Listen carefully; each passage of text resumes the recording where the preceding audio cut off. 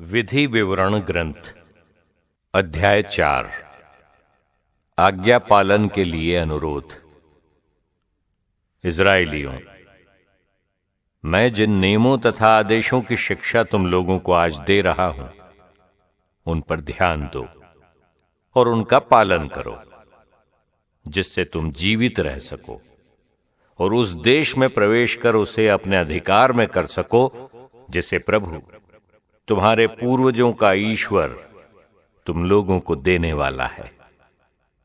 मैं जो आदेश तुम लोगों को दे रहा हूं, तुम उनमें न तो कुछ बढ़ाओ और न कुछ घटाओ। तुम अपने प्रभु ईश्वर के आदेशों का पालन वैसे ही करो जैसे मैं तुम लोगों को देता हूं। तुमने तो अपनी आंखों से वो सब देखा जो प्रभु ने बाल पओर में किया था, अर्थात प्रभु तुम्हारे ईश्वर ने बाल पओर में उन सब को तुम्हारे बीच से नष्ट कर दिया जो पओर के बाल देवता के अनुयायी बन गए थे। परंतु तुम जो अपने प्रभु ईश्वर के प्रति ईमानदार बने रहे, तुम सब के सब आज तक जीवित हो। देखो, मैं अपने प्रभु ईश्वर के आदेश के अनुसार तुम लोगों को नियमों तथा आदेशों की शिक्षा दे चुका हूं। तुम जो देश अपने अधिकार में करने जा रहे हो, वहां उसके अनुसार आचरण करो, उनका अक्षरशः पालन करो, और इस तरह तुम अन्य राष्ट्रों की दृष्टि में समझदार और बुद्धिमान समझे जाओगे। जब वे उन सब आदेशों की चर्चा सुनेंगे तो बोल उठेंगे, उस महान राष्ट्र के समान समझदार तथा बुद्धिमान और कोई राष्ट्र नहीं है, क्योंकि ऐसा महान राष्ट्र कहां है जिसके देवता उसके इतने निकट हैं जितना हमारा प्रभु ईश्वर हमारे निकट तब होता है जब जब हम उसकी दुहाई देते हैं। और ऐसा महान राष्ट्र कहां है जिसके नियम और रीतियां इतनी न्यायपूर्ण है जितनी ये संपूर्ण संहिता जिसे मैं तुम लोगों को दे रहा हूं। होरेब पर्वत पर ईश्वर की वाणी। सावधान रहो, जो कुछ तुमने अपनी आंखों से देखा है उसे मत भुलाओ, उसे जीवन भर याद रखो और अपने पुत्र पौत्रों को सिखाओ। जब तुम होरेब पर्वत के पास प्रभु अपने ईश्वर के सामने खड़े थे और जब ईश्वर ने मुझे ये आज्ञा दी थी, मेरे सामने लोगों को एकत्रित करो, मैं स्वयं उन्हें संबोधित करना चाहता हूं, जिससे वे जीवन भर मुझ पर श्रद्धा रखें और अपनी संतति को भी ऐसी शिक्षा दे। तब तुम लोग नीचे पर्वत की तलहटी में खड़े थे, जब पर्वत पर आकाश तक अग्नि प्रज्वलित हो उठी थी और उसे काले मेघ खंड ने घेर लिया था। तब अग्नि में से प्रभु ने तुमसे बात की थी। तुमने उसकी वाणी तो सुनी थी, परंतु कोई आकृति नहीं देखी थी, वहां केवल वाणी ही सुनाई पड़ी थी। इस प्रकार उसने तुम्हारे सामने अपना विधान घोषित किया था और उसके पालन का आदेश दिया था, अर्थात वे 10 आज्ञाएं जिन्हें उसने पत्थर की 2 पाटियों पर अंकित किया। उस समय प्रभु ने मुझे तुम लोगों को वे नियम और आदेश सिखाने की आज्ञा दी जिनका पालन तुम्हें उस देश में करना है, जिसे तुम यरदन पार कर अपने अधिकार में कर लोगे। मूर्ति पूजा की मनाही। जिस समय प्रभु ने होरेब पर्वत पर अग्नि के भीतर से तुम्हारे साथ बात की, तुमने कोई आकृति नहीं देखी, इसलिए सावधान रहो, तुम भ्रष्ट न हो जाओ और अपने लिए किसी प्रकार की मूर्ति नहीं बनाओ न किसी पुरुष, न किसी स्त्री, न पृथ्वी पर के किसी पशु, न आकाश में उड़ने वाले पंखधारी किसी पक्षी, न पृथ्वी पर रेंगने वाले किसी जंतु, और न पृथ्वी पर के जलाशयों के किसी जीव जंतु की। यदि तुम आकाश की ओर अपनी आंखें उठाकर सूर्य, चंद्रमा, नक्षत्रों और आकाश मंडल के समस्त तारांगण को देखो, तो उनसे प्रभावित होकर न तो उन्हें दंडवत करो और न उनकी पूजा करो। प्रभु तुम्हारे ईश्वर ने उन्हें पृथ्वी भर की सब जातियों में बांट दिया है।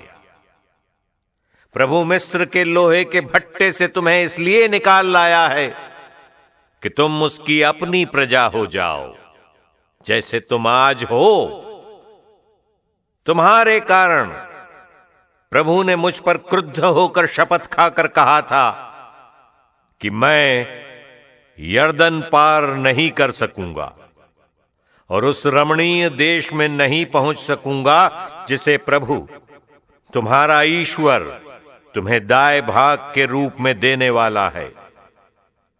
इसी देश में मेरी मृत्यु हो जाएगी। मैं यर्दन पार नहीं कर पाऊंगा। हां, तुम उसे पार कर सकोगे और उस रमणीय देश को अपने अधिकार में कर लोगे। सावधान रहो। प्रभु तुम्हारे ईश्वर ने तुम लोगों के लिए जो विधान निर्धारित किया है उसे कभी नहीं भुलाओ और किसी प्रकार की मूर्ति बनाकर उसके आदेश का उल्लंघन नहीं करो, क्योंकि प्रभु तुम्हारा ईश्वर भस्म करने वाली अग्नि है। वह सहनशील ईश्वर है। दंड की धमकी। जब तुम्हारे पुत्र पौत्र पैदा हो जाएंगे और तुम उस देश में काफी समय तक रह चुके होगे और तुम किसी प्रकार की मूर्ति बनाकर भ्रष्ट हो जाओगे और ऐसे कर्म करोगे जो प्रभु की दृष्टि में बुरे होंगे और इस प्रकार उसका क्रोध भड़का दोगे, तो मैं आज आकाश और पृथ्वी को साक्षी बनाकर कहता हूं कि तुम शीघ्र ही उस देश से लुप्त हो जाओगे, जिसे प्राप्त करने के लिए तुम अभी अभी यर्दन पार करने जा रहे हो। तुम अधिक समय तक वहां नहीं रह पाओगे, बल्कि तुम्हारा सर्वनाश हो जाएगा। तब प्रभु तुम्हें अन्य जातियों में तितर बितर कर देगा और उन अन्य जातियों के बीच भी जिनमें प्रभु तुम्हें ले जाएगा, तुम में से कुछ ही शेष बचेंगे।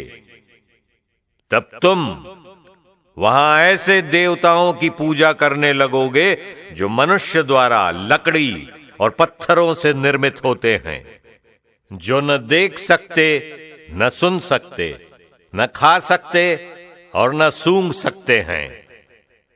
यदि तुम वहां प्रभु अपने ईश्वर से फिर मिलना चाहोगे, तो वो तुम्हें तभी मिलेगा जब तुम उसे सारे मन और सारी आत्मा से ढूंढोगे, जब तुम कष्ट से पीड़ित होगे और जब भविष्य में ये सब विपत्तियां तुमको आक्रांत करेगी, तब तुम फिर प्रभु अपने ईश्वर की ओर अभिमुख हो जाओगे और उसकी आज्ञा का पालन करने लगोगे। इसका कारण यह है कि प्रभु तुम्हारा ईश्वर एक करुणामय ईश्वर है।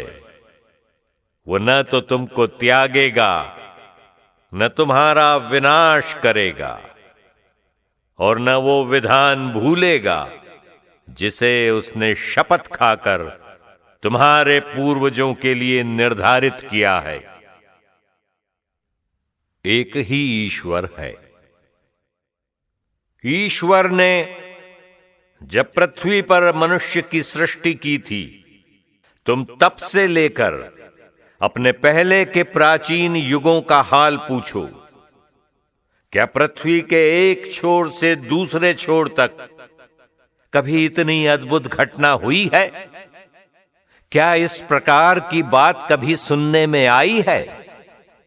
क्या और कोई ऐसा राष्ट्र है जिसने तुम लोगों की तरह अग्नि में से बोलते हुए ईश्वर की वाणी सुनी और जीवित बच गया हो? ईश्वर ने आतंक दिखाकर विपत्तियों, चिन्हों, चमत्कारों और युद्धों के माध्यम से अपने सामर्थ्य तथा बाहुबल द्वारा तुम लोगों को मिस्र देश से निकाल लिया है। ये सब तुमने अपनी आंखों से देखा है। क्या और कोई ऐसा ईश्वर है जिसने इस तरह किसी दूसरे राष्ट्र में से अपना राष्ट्र चुना हो? ये सब तुम लोगों को इसलिए देखने को मिला कि तुम जान जाओ कि प्रभु ही ईश्वर है, उसके सिवा और कोई ईश्वर नहीं है। तुम्हें शिक्षा देने के लिए उसने आकाश से तुमको अपनी वाणी सुनाई और पृथ्वी पर तुमको वो महान अग्नि दिखाई जिसमें से तुमने उसे बातें करते सुना है। उसने तुम्हारे पूर्वजों को प्यार किया और उनके वंशजों को चुन लिया। इसलिए उसने अपना सामर्थ्य प्रकट किया और वो स्वयं तुम लोगों को मिस्र से निकाल लाया। उसने तुम्हारे सामने से ऐसे राष्ट्रों को भगा दिया जो तुमसे अधिक महान और शक्तिशाली थे।